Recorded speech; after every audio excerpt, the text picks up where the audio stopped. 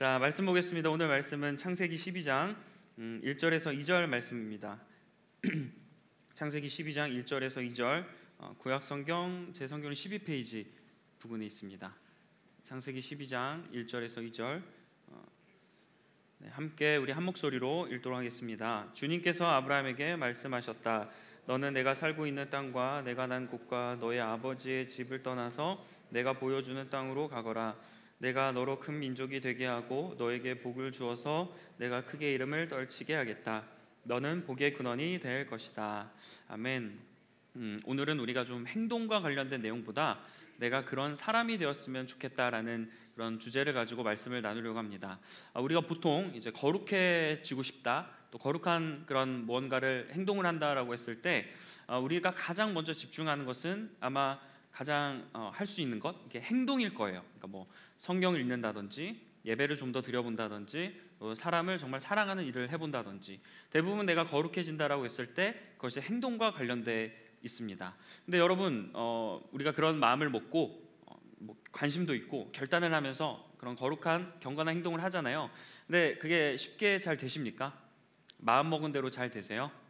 쉽지 않죠. 좀 어려울 때도 있고 무너질 때도 있고, 그러다가 어느덧 내가 이런 결단을 했는데 그 결단이 생각나지 않을 때도 있어요. 또 내가 잘해요. 그거대로 내가 잘 지키고 있지만, 그러면 내가 이렇게 행동한다고 해서 과연 내가 지금 거룩해지고 있을까? 내가 행동을 원하는 거룩한 행동을 하고 있는데 과연 내가 동시에 행동한 만큼 나도 거룩이 성장하고 있을까라고 여러분 스스로 생각해 볼 때 100% 나는 성장하고 있다라고 하실 수 있는 분들은 더 많지 않을 겁니다. 자, 왜냐하면 왜 이런 일이 생기냐면, 우리는 거룩이라고 했을 때 신실함, 성실함, 그다음에 그런 하여튼 하나님에 관련된 우리가 좀 믿음과 관련된 일을 성장한다라고 했을 때 대부분 행동에 집중하기 때문이에요. 그러나 우리가 신앙인이 된다는 것은 우리가 어떤 신앙적인 행동을 하는 게 아니라 그렇게 신앙을 가지고 살아가는 사람, 그런 존재가 된다는 것이죠. 오늘 본문은 하나님께서 처음으로 아브라함을 부르시는 내용입니다. 근데 처음이다 보니까 성경에서는 아브라함이라고 안 하고 아브람이라고 하죠. 나중에 이름이 바뀌었으니까요. 근데 하나님께서 아브라함을 부르신 이유가 내가 너에게 복을 주기 위해서 불렀다는 거예요. 여러분, 하나님께서 나에게 복을 주신대요. 한번 상상해 보세요. 하나님께서 나에게 복을 주신다. 그러면 여러분이 가장 원하는, 희망하는 일을 하나님께 말하지 않겠어요? 하나님, 이 희망을, 이 소망을 들어주세요 라는 게 하나님께 복을 받는, 그럴 때 우리의 그런 간구가 아닐까 생각됩니다. 자, 그러면 오늘 본문 앞장인 11장에 보면 하나님이 아브라함에게 이야기를 하시는데요. 그때 이 아브라함에 대한 이런 설명이 있어요. 성경이 설명하는 건데 창세기 11장 30절에서 31절 말씀입니다. 자, 사레는 임신을 하지 못하여서 자식이 없었다. 데라는 아들 아브람과 하란에게서 난 손자 롯과 아들 아브라함의 아내인 며느리 사레를 데리고 가나안 땅으로 오려고 바빌로니아의 우르를 떠나서 하란에 이르렀다. 자, 창세기 11장에서 이 아브라함을 처음 언급을 하는데요. 원래 살았던 땅은 그러니까 바벨론 우르, 갈대아라고 하죠. 그런 우르에서 살다가 떠났어요. 이제 그런 정보를 제공해 주는데, 아브라함에서 또 특히 이야기해 주는 것 중에 하나가, 아브라함이 아내가 사레라는 아내가 있는데 이 아내가 임신을 하지 못해서 자식이 없었다라고 정보를 말해 줍니다. 조금 슬프게도 아브라함의 형제가 있었어요. 형제가 있는데 그 형제 중에 하란이라는 사람은 자식이 있었다라고 해요. 성경에서는 어떻게 보면 이게 아브라함 입장에서 좀 아픈 걸 수도 있잖아요. 내가 아직 자식이 갖고 싶은 그런 생각이 없어서 요즘 이런 트렌드처럼 그런 마음이 없어서 못 갖는 게 아니라, 이 당시만 해도 아브라함이 한 75 정도 됐어요. 그러니까 가져야 되는 나이인데 못 가진 거죠. 그러면 이 아브라함에게 있어서는 이 자식이 없다는 게 엄청난 아픔이고 상처일 텐데 왜 성경은 굳이 그 아픔을 덮어주지 않고 그 아픔을 건드렸을까? 그리고 그냥 아브라함에게 자식이 없었다라고 그치지 않고 형제랑 비교하면서 누구는 있고 누구는 없다라고 굳이 이렇게 설명을 해야만 했을까? 참 이게 성경 읽으면서 되게 안타까웠어요. 그러면 성경은 왜 굳이 아브라함을 설명할 때 이런 자식에 대한 말씀을 기록하였을까? 자, 당시 이제 고대 근동지방 당시의 상황을 좀 들어가 보면 자식이 되게 중요했습니다. 왜냐하면 그 당시에는 자손이 번성하는 거, 그러니까 대대손손 이렇게 번성해지는 것을 큰 축복으로 여겼어요. 그래서 예전에 제가 설교 시간에도 이야기했지만 당시 고대 근동의 이제 근본적인 그런 사상이 풍요와 다산이라고 했죠. 그 다산에 있어서 자식이 되게 중요하잖아요. 근데 이제 아브라함 입장에서는 아들이 없어요. 그러니까 그냥 아들만 없는 게 아니고 딸도 없어요. 그러니까 자식이 한 명도 없는 이런 상황에서 아브라함에게 있어서 다산, 이거는 해당되지 않는 내용인 거죠. 그 당시에 그래서 풍요와 다산이 얼마나 간절했냐면 우상들을 만들었습니다. 그 중에 대표적인 게 바알과 아세라라는 우상이에요. 그 정도로 사람들이, 믿지 않는 사람들도 마찬가지로 풍요와 다산을 간절히 원했던 건데 아브라함은 그런 복을 누리지 못하고 살았던 겁니다. 그러면 이런 아브라함의 소원이 무엇이겠어요? 당연히 자손을 이을 그런 아들이 있는 거겠죠. 그런데 하나님은 아브라함에게 복을 주겠다고 하셨는데 내가 너에게 아들을 줄게 라고 말씀하지 않으세요. 뭐라고 말씀하냐면 내가 너로 큰 민족을 이루어 주겠다라고 말씀합니다. 자, 내가 너로 큰 민족을 이루게 하겠다. 자, 이거를 제3자 입장에서, 그러니까 아브라함의 입장이 아니고 제3자 입장에서 이 말씀을 들으면 참 감사한 말씀 같아요. 하나님이 아브라함에게 민족을 크게 이루어 주신다는 얼마나 감사한 말인가.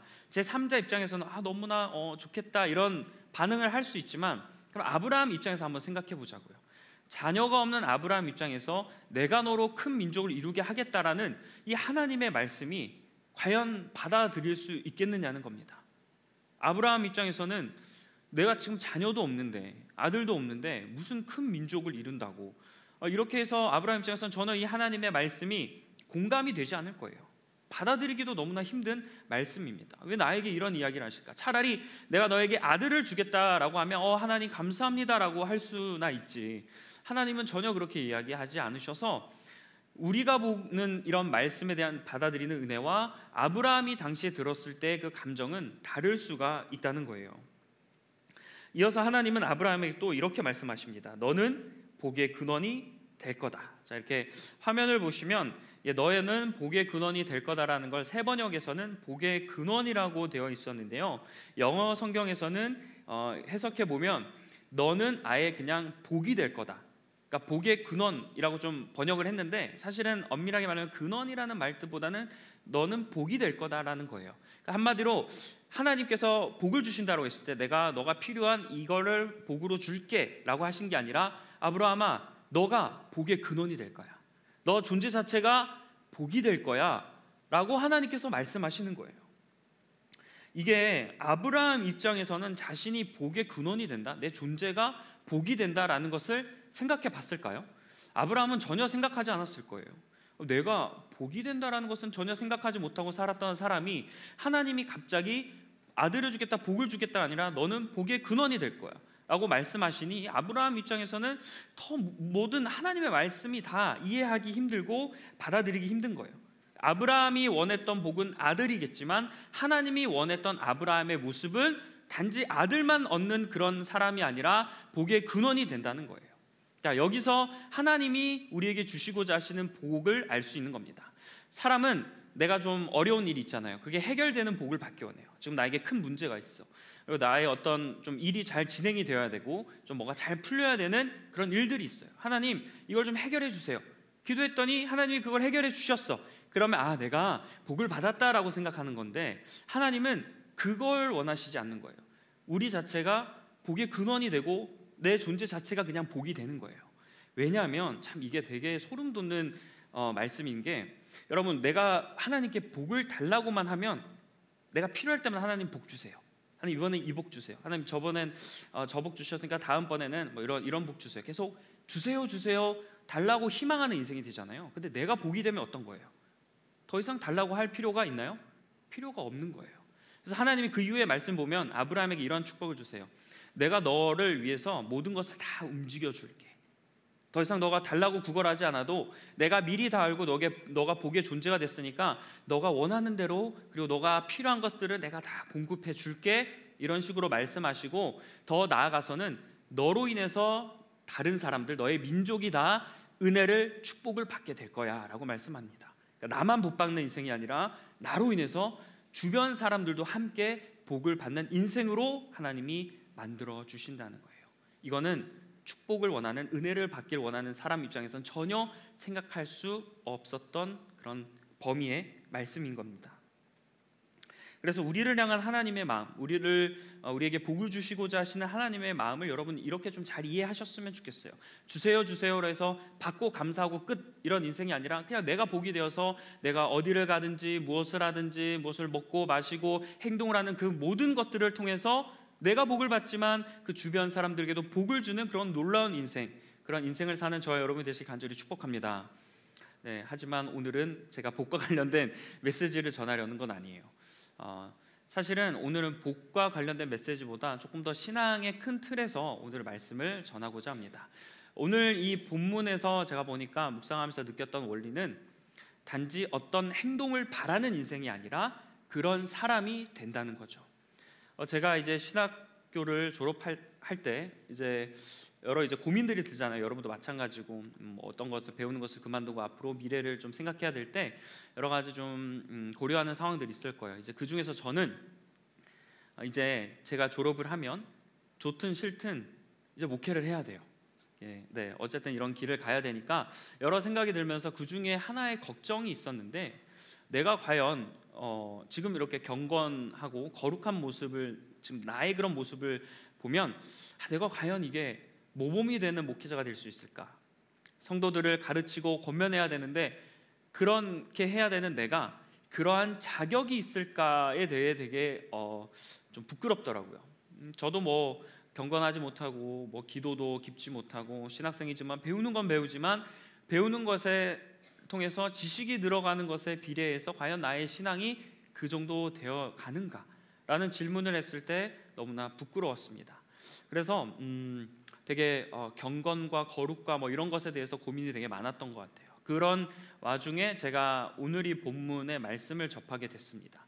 그러면서 약간 신앙생활의 그런 길을, 그러니까 원리를 제가 핵심을 좀 발견하게 되었어요.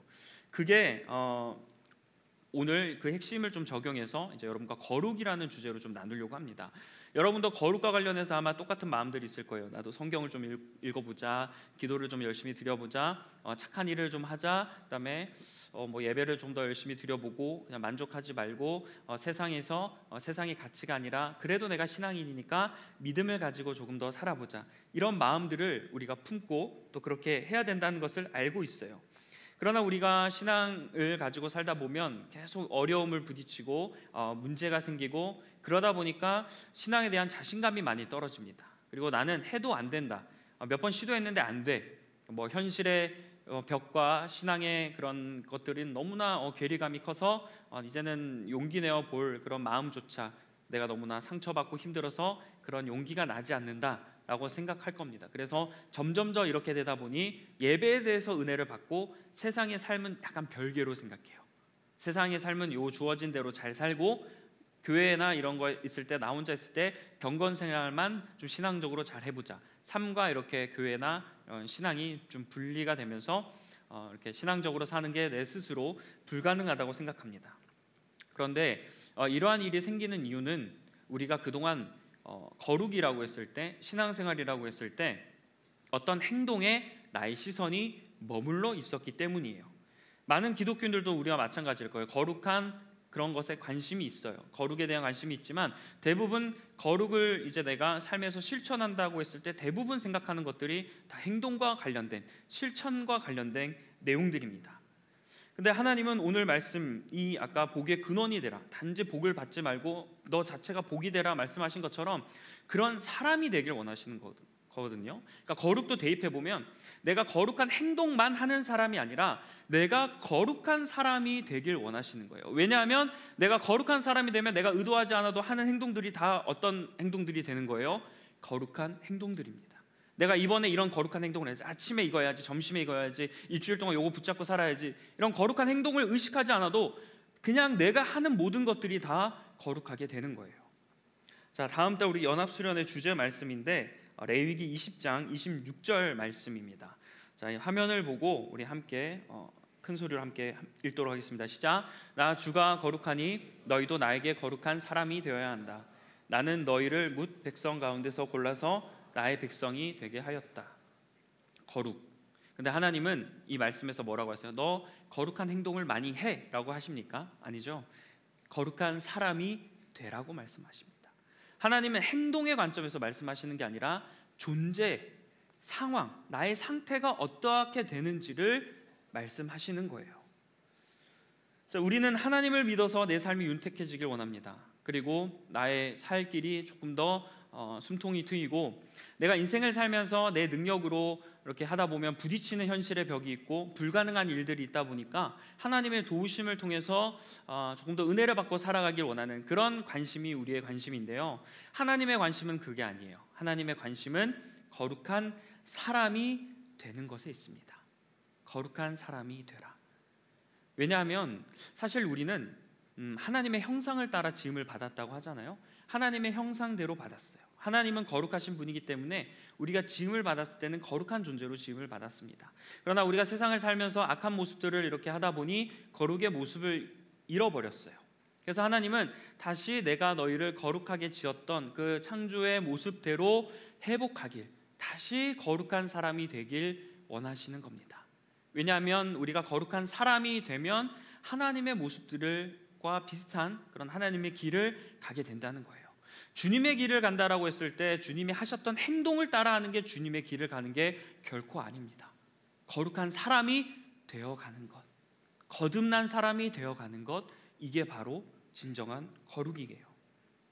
내가 거룩해지면 모든 것들은 다 부수적인 게 됩니다. 복의 근원이 되면 내가 뭘 하든지 복을 누리고 줄 수 있는 것처럼, 내가 거룩한 사람이 되면 당연히 하나님께서 나에게 채워주시고 알아서 공급해 주시고 또 나에게 필요한 것, 또 부족한 것, 이런 것들을 하나님께서 알아서 나에게 주실 거예요. 하나님의 관심과 그동안의 우리의 신앙의 관심이 너무나 달랐던 겁니다. 예를 들어서 제가 곤충을 만약에 잡고 싶어요. 갑자기 좀 동심으로 돌아가서 제가 잠자리를 잡고 싶은데 잠자리를 잡으려면 이제 밖을 나가서 막 잠자리를 찾아요. 잠자리를 찾으면 잠자리가 언제 나타날지도 모르죠, 그렇죠? 그리고 잠자리를 내가 이렇게 찾는다고 해서 이렇게 쉽게 잡을 수 있는 것도 아닙니다. 잠자리를 잡길 원하고 잠자리를 이렇게 하기 원하지만 쉽지 않아요. 하지만 좀 생각을 바꿔보는 거죠. 내가 잠자리를 잡아야겠다는 행동에 집중하지 말고, 예를 들어서 아름다운 그런 뭐 이렇게 꽃이 있고 이렇게 잠자리가 잘 올 수 있는 아름다운 정원을 만들어 본다고 한번 생각해 봅시다. 불가능한 일이겠지만 한번 정원을 만든다 생각해 봐요. 정원을 만들어 놓으면 잠자리가 제가 찾아 나서지 않아도 잠자리가 알아서 올 거예요. 정원만 만들어 놓으면 잠자리가 알아서 거기에 달라붙겠죠. 그리고 저는 잠자리만 잡고 싶었지만 아름다운 정원 때문에 잠자리만 오는 게 아니에요. 나비도 오고 다른 곤충들도, 뭐 벌도 오고 좀 무서운 곤충들도 올 수 있겠지만 잠자리만 오지 않습니다. 그래서 나는 잠자리만 잡고 싶었는데 다른 곤충들도 잡을 수 있게 되고 알 수 있게 된다는 거죠. 이렇게 행동에 집중하기보다는 내가 어떤 상태로 될 것인가에 집중하면 그것을 삶에서 누릴 수가 있어요. 행동에만 집중하면 의무감만 생깁니다. 자유하지 못해요. 왜? 행동은 당연히 내가 뭔가 해야 되는 그런 것 단계부터 이미 나에게 스트레스가 되기 때문 아닙니까? 내가 그런 사람이 아니니까 그런 행동을 하는 것 자체가 나에게 큰 부담인 거예요. 그러나 그런 사람이 되고 그런 환경이 되면 하는 것에 대해서 전혀 어렵지 않은 겁니다.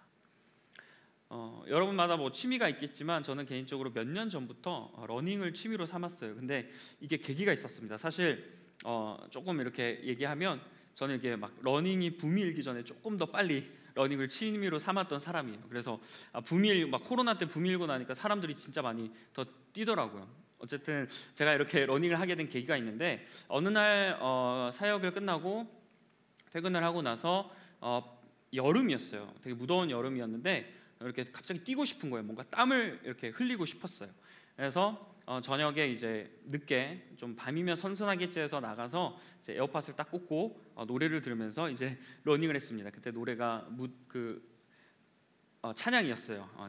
찬양을 들으면서 이렇게 막 뛰고 있었는데, 여러분 아마 노래를 들으면서 러닝을 해보신 사람, 특히 초반에 해보신 사람 중에 좀 동의하실 부분이 있는데, 이게 에어팟을 이렇게 이어폰을 끼고 딱 뛸 때는 되게 세상이 조용한 것 같아요. 그러니까 노래만 들리고 그냥 평안해 보이는데 이어폰을 딱 빼면 제 숨소리가 들리기 시작합니다. 막 이랬던 게 이어폰을 빼니까 막 제가 거칠게 막 숨을 쉬고 있더라고요. 그래서 다시 이어폰을 끼면 그 숨소리가 들리지 않고. 그래서 처음에는 이제 나름대로 체력에 되게 자신이 있었는데 오랜만에 뛰다 보니까 막 이어폰을 이렇게 몇 바퀴 뛰고 이어폰을 딱 뺐는데 막 제가 막 이러면서 뛰고 있는 거예요. 그래서 너무 창피했어요. 왜냐하면 내가 뛰면서 이 소리를 분명히 냈을 거고 그러면 옆에 있는 사람들이 분명히 이 소리를 들었을 걸 생각하니까 되게 부끄럽더라고요. 근데 그러다가 내가 이제 좀 체력이 심각하다. 벌써 이러면 안 된다. 앞으로 이제 롱런 해야지. 이러면서 체력을 좀 길러야 되겠다 싶어서 좀 뛰는 거를 조금 이렇게 시작했습니다. 근데 처음에는 아무래도 체력에 걱정이 돼서 이렇게 러닝을 하다 보니까 체력을 끌어올려야 된다는 압박감이 좀 있었어요. 그래서 몇 킬로대에는 몇 시간 내에 돌파하자. 그래도 나름 예전에 군대에 있을 때는 이렇게 점수를 매기거든요. 뭐 특등, 1등, 2등 해서 나름 좋은 점수를 받았고 특등 전사 막 이렇게 부르는데 그런 체력이 좋았는데 좀 자존심이 용납이 안 되는 거예요. 그런 거 느끼시는 분들 계실 텐데 그래서 이 시간대에 내가 이렇게 이 거리를 뛰어야 된다라는 압박감을 가지고 체력을 늘리기 위해서 뛰다 보니까 이 뛰는 거를 지속하지 못하겠더라고요. 너무 일단 힘들고 귀찮고 또 내가 이걸 나가야 되는 것에 대해서 너무나 이게 힘든 거예요. 또 이렇게 하면 내가 힘들고 뭐 이걸 계속 재면서 뛰어야 되는 그게 너무나 좀 괴로워서 좀 제 스스로 목표를 바꿨습니다. 이 시간대 이 정도 거리를 뛰자가 아니라 그냥 일단 뛰는 사람이 되어보자. 내가 이제 뛰는 그런 거를 즐기는 사람. 그러니까 뛰어서 체력을 늘린다라는 것보다 그냥 내가 뛰는 사람이 되어보자, 뛰는 존재가 되어보자. 뭐 이렇게 하면서 좀 뛰는 것에 습관을 들이는 노력부터 했습니다. 그래서 그 전에는 아까 그런 방법대로 했다면 지금은 내가 예를 들어서 3km밖에 뛰지 못하면 이제 뭐 5km나 7km나 10km를 이제 거뜬히 뛰는 사람이 되어보자라고 하면서 그런 부담을 갖지 않고 그냥 누가 말해도 나는 취미로 뛰는 사람입니다라고 말할 수 있는 그런 뛰는 사람이 되어 보려고 노력을 했어요. 그러다 보니까 러닝이 재밌어지더라고요. 그러다 보면 뭐 관심이 생기고 자세고 뭐고 막 스스로 이렇게 찾게 됩니다. 그러다가 얼마 뛰다 보니까 제 스스로 제가 체력이 좋아지는 걸 느끼기 시작하는 거예요. 내가 진짜 체력이 좋아졌구나. 그리고 나서 이제 뛰는 사람이 되어 보면서 체력만 좋아진 게 아니라 스트레스도 풀리기 시작합니다. 상쾌해지고 또 여름에서 가을로 넘어가니까 바람이 얼마나 선선해져요. 시원함을 느끼고 스트레스도 풀리고 그리고 계절의 변화도 느껴요. 예전에는 그냥 왔다 갔다 하면 지금 봄이구나, 지금 여름이구나, 지금 가을이구나 잘 못 느끼거든요. 근데 매일이든 뭐 며칠 걸러서 뛰다 보니 이렇게 계절의 변화를 느끼기 시작합니다. 지금 이런 꽃이 폈네, 뭐 지금 이런 뭐 단풍이 들네, 뭐 이런 느낌을 제가 받기 시작하는 거예요. 그리고 체중 감량도 되더라고요. 살을 빼려고 뛴 건 아닌데 체중도 감량이 되고, 그러니까 여러 좋은 긍정적인 요소들을 제가 갖게 되었습니다. 그래서 제가 만약에 아직까지 그 전에 목표를 바꾸지 않고 내가 몇 킬로를 달리고 뭐 체력을 늘리겠다라는 것에 내가 집중했으면 이렇게까지 뛰지는 못했을 거예요. 그러나 내가 뛰는 사람이 되려고 노력하다 보니까 생각하지 못했던 이익들까지 제가 발견하게 되었습니다. 거룩도 마찬가지예요. 거룩하려면 내가 어떠한 행동이 저절로 나올 수 있는 그런 걸 느낄 수 있는, 그게 부담이 아니라 그것이 당연시되고 조금 감사하고 즐길 수 있는 그런 거룩한 사람이 먼저 되어야 될 줄 믿습니다. 성경이 말하는 거룩은 무엇일까요, 여러분? 거룩, 성경이 말하는 거룩 뜻이 구별되다, 그 다음에 분리되다, 그리고 깨끗하다라는 뜻으로 설명할 수 있습니다. 분리하다, 구별되다, 깨끗하다. 자 보세요. 거룩에 대해서 성경이 말하는 단어의 뜻이 지금 행동에 관련된 건가요? 상태에 관련된 건가요? 상태에 관련된 거예요. 그러니까 이런 거죠. 구별되다. 내가 세상과 구별된 그런 마음을 가지고 살아가는 사람이 거룩한 사람인 거예요. 분리되다. 내가 죄와 분리되어 악한 것과 분리되어 살아가는 사람이 거룩한 사람인 거예요. 깨끗하다. 내 마음과 생각이 다른 것들로 가득 차 있지 않고 깨끗한 상황이 되는 사람이 그 사람이 거룩한 사람인 겁니다. 디모데후서 2장 21절 말씀이에요. 이렇게 되어 있습니다. 그러므로 누구든지 이런 것에서 자기를 깨끗하게 하면 귀히 쓰는 그릇이 되어 거룩하고, 여러 가지 말씀이 있지만 제가 깨끗하다라는 그런 예시를 들 수 있는 말씀을 하나 준비해 보았는데요. 이 말씀에 보면 어떤 이런 것에서 깨끗하게 한다는 이런 것은 더러운 것들이에요. 그러니까 부정하고 더러운 것들에서 내가 깨끗하게 되면 내가 어떻게 되는 거예요? 거룩하게 된다는 거예요. 거룩은 행동의 그런 것보다는 상태, 존재적으로 우리가 바라볼 수 있는 겁니다. 그리고 거룩을 행동으로만 우리가 어떤 걸 했을 때 내가 거룩할 수 있다라고 행동에 집중하면 좀 어려운 부분들, 문제점들이 생기는데, 예를 들어서 여러분, 우리가 항상 거룩하지만은 않아요. 은혜로 가득 차 있지 않습니다. 우리 마음엔 죄와 관련된 모습들도 우리에게 있고 거룩한 모습들도 우리에게 있어요. 다 두 가지 모습을 우리가 동시에 지니고 있을 때가 있는 거죠. 근데 어떨 때는 내가 거룩한 모습으로 잘 살아가다가 또 반대로는 죄악의 모습으로 살아갈 때가 많이 있어요. 왔다 갔다 해요. 그런데 이제 내가 만약에 거룩한 모습이 아닌 상태에서 죄를 짓고 회개하지 않는 이런 지금 좀 악한 길로 내가 봐도 가고 있다라고 느끼는 상황에서 내가 거룩한 행동을 딱 한 번 한다고 해서 이 행동에 집중하면 내가 거룩했다라고 착각할 수 있어요.